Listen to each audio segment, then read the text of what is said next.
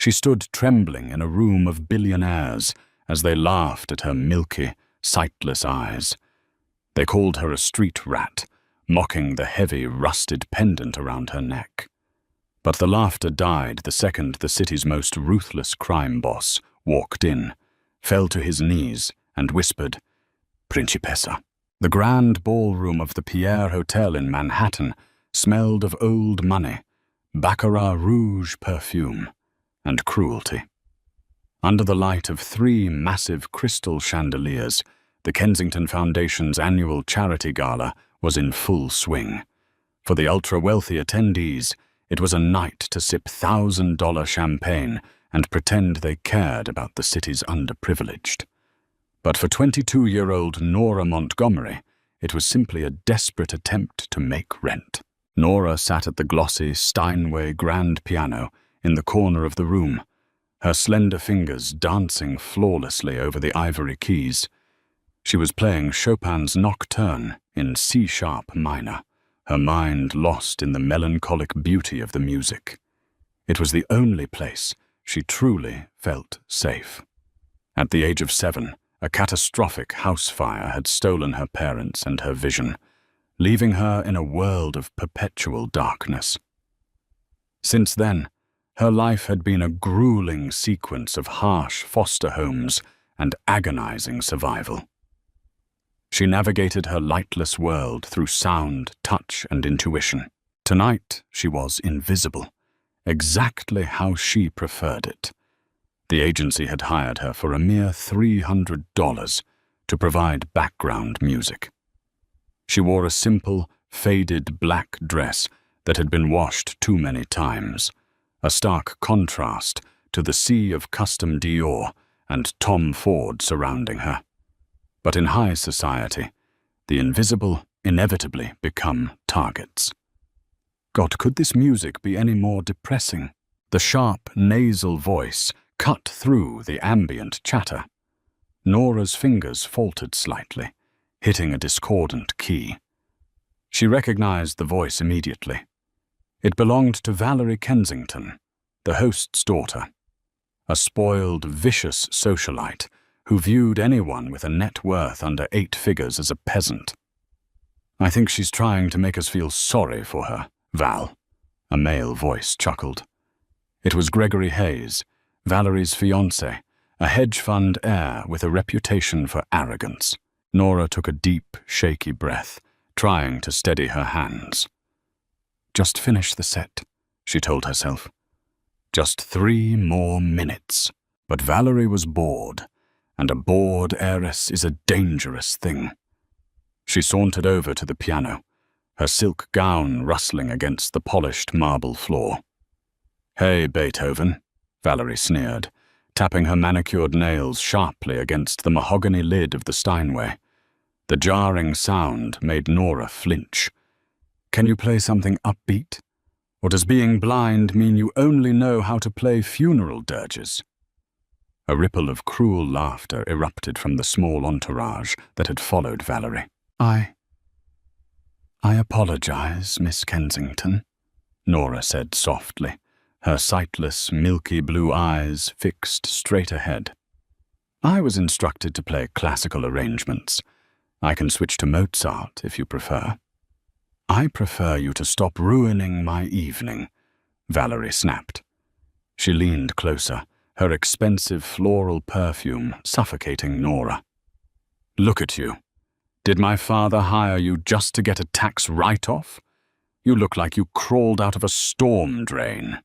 And what is that hideous thing?" Before Nora could react, Valerie's cold fingers hooked around the heavy silver chain resting against Nora's collarbone. With a violent tug, Valerie pulled the hidden pendant out from beneath the fabric of Nora's dress. It was a heavy, tarnished silver medallion. Despite the soot and rust that had darkened it over 15 years, the intricate engraving of a roaring lion gripping a massive blood-red ruby in its jaw was unmistakable. It was the only thing Nora had left of her father, a necklace he had placed around her neck the very night the fire consumed their home. He had told her to never take it off. "Don't touch that!" Nora gasped, her hands flying up to protect the medallion. Valerie scoffed, swatting Nora's hands away. "Is this supposed to be jewelry? It looks like a cheap prop from a medieval flea market. Honestly, Greg, look at this junk.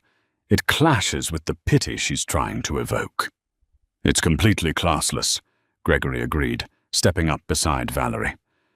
"But what do you expect from a blind street rat? She probably stole it." "Give it back," Nora whispered, her voice trembling. She stood up from the piano bench, her hands frantically patting the surface of the piano to find her folded white cane. "Or what?" Valerie challenged maliciously. She took a step back, dragging the heavy chain so that Nora was forced to stumble forward to avoid being choked. Nora's foot caught the edge of the piano pedal. Without her cane to balance her, she pitched forward, crashing onto the hard marble floor. Her palms scraped painfully against the stone, and her sheet music, which she didn't need to read, but kept as a professional courtesy, scattered everywhere. The crowd didn't gasp. They laughed. "Oh, careful," Valerie mocked loudly, drawing the attention of the wider ballroom. I guess she didn't see the floor right in front of her. Nora knelt on the cold marble, her cheeks burning with hot, humiliating tears. She ran her hands desperately over the floor, searching for her cane. Her fingers brushed against a pair of patent leather shoes, and she recoiled as Gregory kicked her cane a few feet further away. "Let's see if she can fetch it," Gregory smirked. Nora's heart pounded in her chest like a trapped bird. She felt the heavy weight of 100 gazes on her, dissecting her dignity, mocking her disability. She clutched the tarnished medallion to her chest, curling into herself, wishing the ground would open up and swallow her whole. But then, the atmosphere in the room violently shifted. It didn't happen slowly.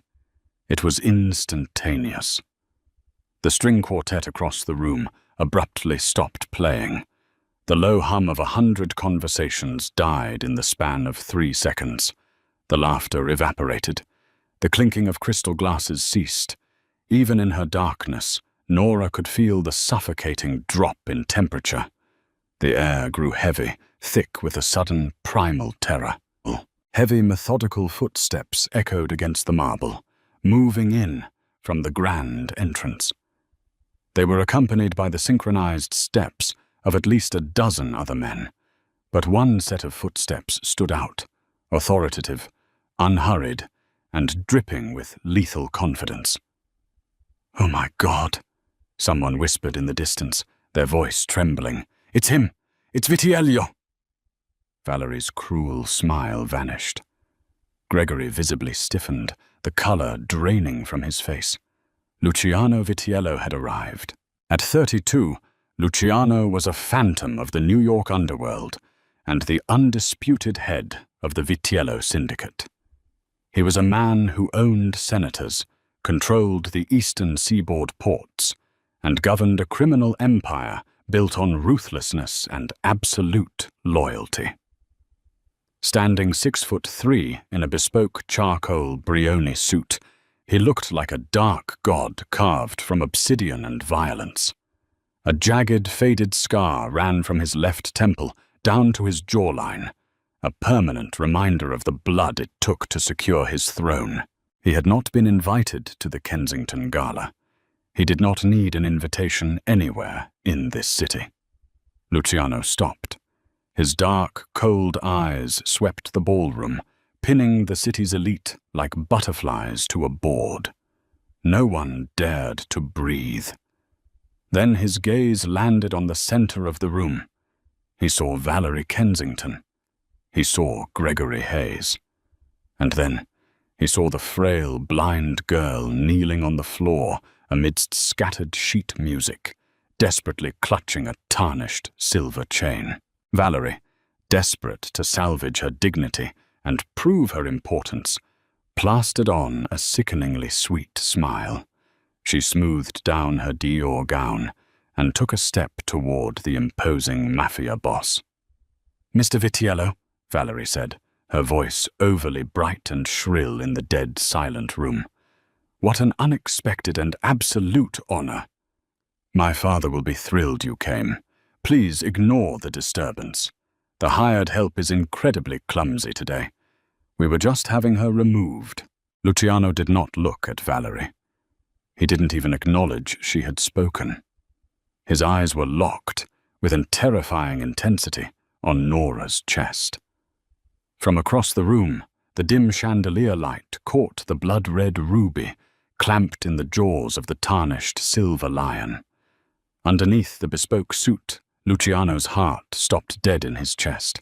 His breathing hitched, a microscopic break in his iron composure that only his top lieutenant, Matteo, noticed. Il cuore di leone. The lion's heart. It was impossible. That necklace had been lost 15 years ago in a blaze of fire and blood. It was the ancestral crest of the Leonardi family, the Vitiello family's greatest allies. 15 years ago, a rival cartel, Hediptur, had ambushed the Leonardi compound, burning it to the ground. Lorenzo Leonardi, Luciano's godfather and the man who had stepped in front of a bullet to save Luciano's own father, had died in that fire alongside his wife and their 7-year-old daughter. Or so the world thought. Luciano's jaw clenched so tight the muscles ticked beneath his scarred cheek. He began to walk. The crowd parted violently, billionaires and socialites scrambling backward to get out of his path. Valerie beamed, thinking Luciano was walking toward her. But the Mafia boss walked right past the heiress, the air freezing in his wake. Luciano stopped squarely in front of Nora. Nora froze. She couldn't see the giant of a man towering over her, but she could feel the sheer, overwhelming gravity of his presence. She smelled his cologne, a sharp, intoxicating blend of dark bergamot, leather, and faint gun smoke. The ambient heat radiating from him was intense.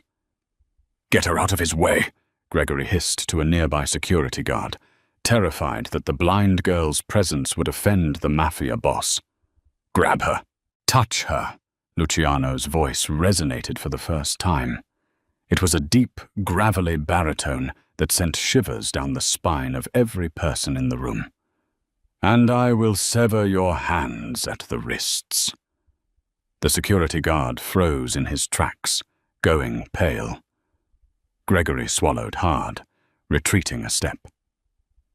Slowly, deliberately, Luciano sank to one knee, ruining the crease of his $5,000 trousers against the hard marble. Nora trembled, instinctively shrinking back. "I'm sorry," she whispered, her milky eyes wide with blind panic. "I dropped my cane. I can't find my way out." Luciano ignored the apology. He reached out, his large black leather-gloved hand gently picking up the heavy silver medallion resting against her collarbone. Nora gasped, but the warmth of his fingers against her skin was surprisingly tender, completely at odds with the violent aura he projected. Luciano turned the pendant over in his palm. His thumb brushed over the hidden engraving on the back. It read, "Sangue del mio sangue." Blood of my blood. It was real. Luciano's dark, dangerous eyes slowly moved up from the medallion to Nora's face. He took in her delicate features, the soot-like dark hair framing her pale face, and the milky blue of her sightless eyes. The fire that had supposedly killed her, had stolen her sight instead. She had survived. Lorenzo's daughter had survived, abandoned to a life of poverty and blindness while the city's elite mocked her. A monstrous, unholy rage ignited in the pit of Luciano's stomach, dark and absolute. But when he spoke, his voice was frighteningly calm. "What is your name?" Luciano asked softly. "Nora," she stammered, her voice tiny. Nora Montgomery. No, it isn't, Luciano murmured, the words meant only for her. He reached out and gently brushed a stray lock of hair behind her ear. The intimate gesture sent shockwaves through the watching crowd. The ruthless butcher of New York was touching the blind pianist like she was made of spun glass. Your name is Eleonora Leonardi, and you have been lost for far too long. Nora's breath caught in her throat. Eleonora. No one had called her that since the night of the fire. How do you know that name? She whispered, her hands shaking. Because, Principessa, Luciano said, shifting his grip to take both of her trembling, scraped hands in his large, warm ones. I am the man who has spent 15 years looking for you. Luciano stood up, effortlessly pulling Nora to her feet with him. He wrapped a thick, protective arm around her waist, anchoring her to his side. For the first time in 15 years, Nora felt something she had entirely forgotten. Safe. Then Luciano turned his head to look at Valerie and Gregory. The tenderness vanished, replaced by the eyes of a predator who had just found prey. The temperature in the room seemed to plunge below freezing. You, Luciano said, his voice dropping to a deadly quiet register. He pointed a gloved finger at Gregory. You kicked her cane. Gregory threw his hands up, stuttering violently. Mr. Vitiello, I didn't know she was with you. I swear to God it was just a joke. It was a misunderstanding. A joke, Luciano repeated flatly. He snapped his fingers. Instantly, his lieutenant, Matteo, stepped forward, kicking the back of Gregory's knees. With a sickening thud, the wealthy hedge fund heir crashed to the floor, forced to kneel exactly where Nora had been moments before. Valerie shrieked, backing away in horror. Mr. Vitiello, please, we didn't know. Didn't know what, Miss Kensington? Luciano took a slow, terrifying step forward, keeping Nora tucked safely against his side. That you were mocking the sole surviving heir of the Leonardi family. That you were humiliating a woman whose bloodline built half this city. He paused, his gaze burning into Valerie's terrified eyes. Or didn't you know that I protect what is mine? Valerie burst into tears, her foundation cracking under the weight of her panic. I'm sorry. I'll buy her a new dress. I'll write a check to her agency. Name the price. Luciano tilted his head, a dark, humorless smile touching his lips. Money. How predictably pathetic. He looked down at the shattered glass of champagne Valerie had purposefully dropped earlier. Get on your hands and knees, Valerie. Valerie gasped, looking around at the silent, horrified crowd of her peers. No one moved to help her. Please, she sobbed. On your knees, Luciano commanded, his voice cracking like a whip. Trembling uncontrollably, the heiress sank in her custom Dior gown onto the marble floor. Now, Luciano said coldly, pick up the glass, every single shard, with your bare hands. Valerie wailed, but the silent, lethal stare of the Mafia boss gave her no choice. As she began to frantically gather the sharp splinters, slicing her manicured fingers, Luciano turned his attention away, dismissing them like the garbage they were. He looked down at Nora, the hard lines of his face softening instantly. He reached into his coat pocket and pulled out a pristine silk handkerchief, gently wiping the dirt and faint traces of blood from her scraped palms. Come with me, Eleonora, he murmured, his voice rich and steady. Your nightmare is over.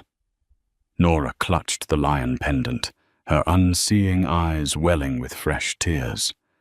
But this time, they were not tears of humiliation.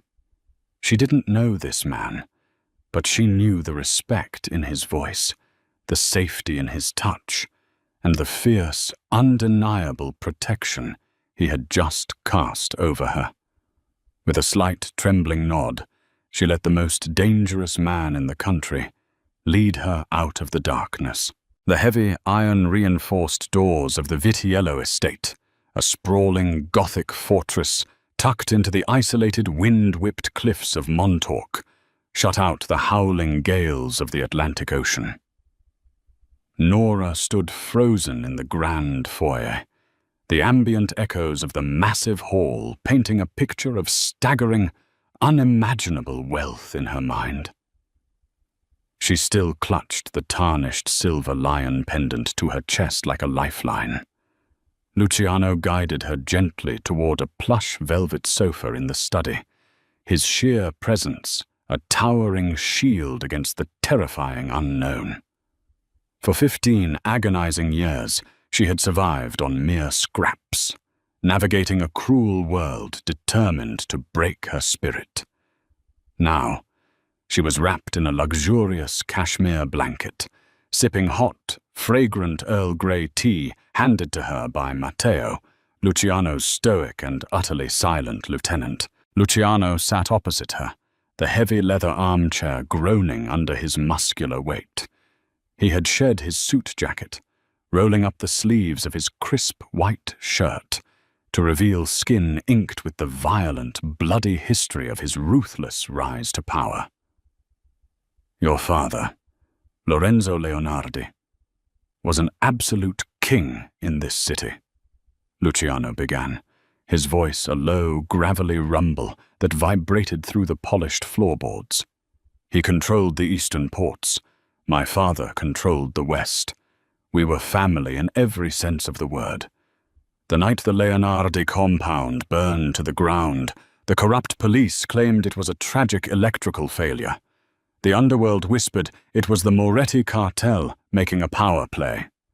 But I never believed either of those lies. Nora's hands trembled against the warm porcelain teacup. I remember the smell of smoke, she whispered, her milky blue eyes staring blankly into the darkness. I remember my mother screaming in the hallway. My father rushed into my room, placed this heavy necklace around my neck, shoved me into the laundry chute, and told me to run and never look back. When I finally woke up, I was chained to a bed in a charity hospital. The doctors bluntly told me the extreme heat and toxic chemical smoke had permanently seared my optic nerves. I was thrown into the foster system as a Jane Doe. Luciano's jaw tightened, a lethal, suffocating silence filling the vast room. He reached across the glass coffee table, his large, calloused hand completely covering her trembling, scraped fingers. The system failed you, Eleonora, but I swear on my life, I will not.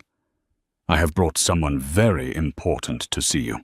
Footsteps echoed briskly across the marble floor. A man carrying a crisp, clinical scent approached the sofa. Miss Leonardi, I am Dr. Harrison, the chief of neuro-ophthalmology at Johns Hopkins Hospital. A gentle, professional voice spoke. Mr. Vitiello flew me in via his private jet an hour ago. We have been meticulously reviewing your childhood medical records, which Matteo recently extracted from the deeply buried city archives. Extracted? Nora asked, a faint, nervous smile touching her pale lips. Persuaded the head archivist to release, Luciano corrected smoothly, a hint of dark amusement in his tone. Dr. Harrison has found something extraordinary. Your blindness, Dr. Harrison explained, sitting down in an adjacent chair, was entirely caused by severe thermal inflammation and swelling, not complete optic nerve death, as previously diagnosed by those incompetent charity doctors. With the miraculous advancements in modern reconstructive microsurgery, there is a very solid 70% chance we can completely restore your vision, but it will require immediate aggressive surgical intervention. Nora gasped loudly, the delicate teacup rattling violently against its saucer. To see again? to witness the golden sunrise, to read actual sheet music on a piano, to finally see the face of the terrifying, gentle man who had pulled her from the abyss of humiliation. It felt like a cruel, impossible dream. Is it really possible? After 15 years, with Luciano personally backing the procedure, you will have the absolute greatest surgical team on the planet, Dr. Harrison assured her confidently. But just as a tiny spark of hope bloomed in Nora's chest, the heavy mahogany doors of the study violently burst open. Matteo stormed into the room, his heavy combat boots hammering the floorboards. "Boss, we have a massive problem," Matteo barked, his tone completely devoid of its usual deadpan calm. "The hidden tracker we placed on the Moretti cartel's underground communication lines just pinged wildly. They know she's alive. The vicious gossip from the Kensington Gala spread faster than a wildfire through the 5 boroughs. But that's not even the worst part of this mess." Luciano stood up slowly, the temperature in the room seemingly dropping by 10 degrees. "Speak." "The immediate hit order didn't come from the Morettis," Matteo grimaced, holding up an encrypted tablet. "We just intercepted the massive wire transfer, paying for the elite mercenary hit squad currently surrounding this very estate. The bloody money came directly from a highly secure offshore account belonging to your Uncle Carmine." A deafening, horrified silence paralyzed the room. Carmine Vitiello. The man who had acted as Luciano's trusted mentor, the man who had publicly grieved Lorenzo Leonardi the loudest at his empty funeral. The shocking twist slammed into Luciano with the devastating force of a runaway freight train. Carmine hadn't just orchestrated the assassination attempt on Nora tonight. He had ruthlessly ordered the fire 15 years ago to completely eliminate the Leonardis and seize absolute control of the syndicates, conveniently blaming the rival cartel to flawlessly cover his treacherous tracks. "Lock down the entire estate," Luciano commanded, his voice utterly devoid of humanity. It was the terrifying voice of the Butcher of New York. "Arm every single man. Dr. Harrison, take Eleonora down to the underground reinforced vault. Now." Deafening gunfire shattered the serene, moonlit Montauk night.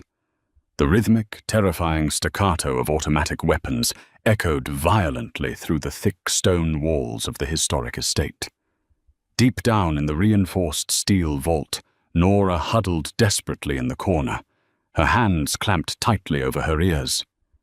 Dr. Harrison paced nervously back and forth, clutching a heavy trauma medical bag. Every explosive tremor in the concrete floor sent a massive spike of terror through Nora's fragile heart. Luciano was up there, brutally fighting a bloody war that had actually started when she was just an innocent child. A vicious war for her stolen bloodline. Minutes slowly bled into agonizing hours. The relentless gunfire gradually ceased, replaced by a suffocating, heavy, and ominous silence. Then suddenly, the heavy steel door of the underground vault hissed open. Footsteps, incredibly slow and heavy, descended the concrete stairs. Nora severely strained her heightened, sensitive ears. The gate was uneven and dragging. Someone was badly hurt. "Luciano!" she called out, her voice cracking desperately in the dark. "I'm right here, Principessa," came his extremely rough, exhausted reply. He smelled heavily of burnt cordite, metallic copper, and cold rain. He collapsed heavily onto the reinforced steel bench right beside her, his breathing alarmingly shallow. Nora frantically reached out, her hands frantic as they brushed against his ruined, torn suit jacket. Her trembling fingers immediately came away wet and sticky. Blood. "You're shot!" she cried out in sheer panic. Dr. Harrison rushed forward instantly, tearing open Luciano's ruined shirt to rapidly apply heavy pressure to a nasty, bleeding wound on his upper shoulder. "It's absolutely nothing," Luciano grunted, leaning his head back against the cold, damp concrete wall. He reached out carefully with his good arm, pulling Nora extremely close to his uninjured side. "Carmine is dead. The men who burn and your beautiful home are dead. The restless ghosts of our past have finally been buried tonight." Nora buried her tear-stained face deep into his chest, inhaling the comforting scent of the incredible man who had ripped heaven and earth apart to avenge her family. "You risked absolutely everything just for me," she sobbed uncontrollably. "I would gladly burn this entire wretched city to ash before I ever let anyone touch you again," he whispered fiercely, pressing a deep, lingering kiss to the crown of her dark hair. "Tomorrow, we fix your beautiful eyes. Then you will finally see the magnificent empire that rightfully belongs to you." 6 months later. The ultra-private VIP recovery suite at Manhattan Medical Center smelled strongly of fresh white lilies and sterile cotton. Nora sat nervously on the edge of the adjustable hospital bed, her hands gripping the mattress edge so tightly her knuckles were completely white. Today was finally the day. The bandages were permanently coming off. Dr. Harrison stood calmly before her, carefully snipping the thick surgical gauze tightly wrapping her eyes. "Keep them firmly closed until I tell you to open them, Eleonora. The harsh light will be incredibly jarring at first." Nora nodded eagerly, her heart hammering wildly against her ribs. She felt the heavy, incredibly warm and comforting presence of Luciano standing right beside her. He hadn't left her hospital side for 6 entire months. He had aggressively managed his entire criminal empire from her hospital room, eventually trading his dangerous weapons for legal documents, and slowly dismantled his illegal operations to build a fully legitimate future for them both. The very last layer of gauze fell away. "All right," Dr. Harrison said softly. "Slowly, gently open them." Nora took an incredibly deep, shuddering breath. Her long eyelashes fluttered rapidly. At first there was only a blinding, painful and pure white light. She squinted fiercely, hot tears immediately springing to her sensitive eyes. Slowly, agonizingly, the fractured, blurry light coalesced into sharp, distinct shapes. Bright colors bled vividly into the sterile white room. The vibrant green of the lilies, the polished silver of the medical instruments. And then him. Nora slowly turned her head. Kneeling perfectly beside her bed, exactly as he had respectfully done on the cold marble floor of the Pierre Hotel, was Luciano Vitiello. She saw the flawless bespoke suit. She saw the thick, dark, slightly messy hair. And finally, she traced the jagged, faded scar running down his strong cheek, a bold testament to his brutal survival, just like her lion pendant. His dark, intense eyes were completely filled with an emotion so incredibly profound, so devastatingly tender, it instantly took her breath away. She reached out gracefully, her trembling, delicate fingertips gently brushing against the rough scar on his jawline. It wasn't just a blind touch in the terrifying darkness anymore. She truly saw him, the terrifying monster to the world, the beautiful savior to her. "Luciano," she breathed, a radiant, tearful smile beautifully breaking across her face.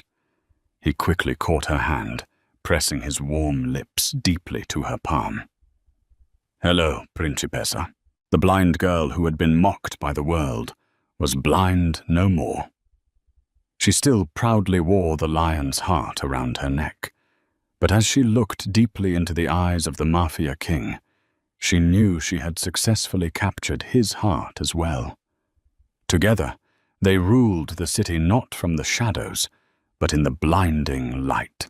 If you absolutely loved this gripping story of vengeance, unyielding devotion, and shocking twists, drop a like and let us know your favorite moment in the comments below. Don't forget to hit that share button so your friends can experience the drama, and subscribe to our channel for more thrilling, pulse-pounding romance stories every single week. Your support helps us bring more incredible tales to life. Stay tuned for the next video.